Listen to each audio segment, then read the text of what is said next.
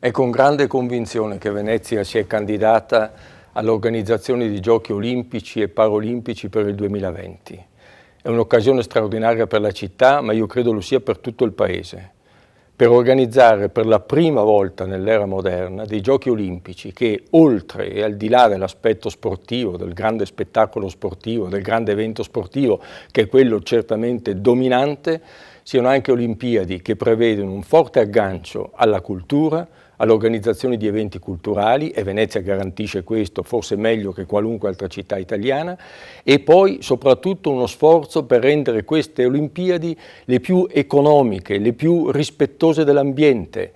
Perciò noi puntiamo a valorizzare fino in fondo le infrastrutture già esistenti, i progetti già esistenti, sia per gli impianti sportivi sia per tutto l'aspetto viabilistico e della mobilità, quindi Olimpiadi che puntano all'economia, che guardano alla green economy e sposano tutto ciò con lo sport. Questa è la grande sfida, una sfida che io credo questa regione, questo territorio, questa città è pronta ad accogliere e a vincere.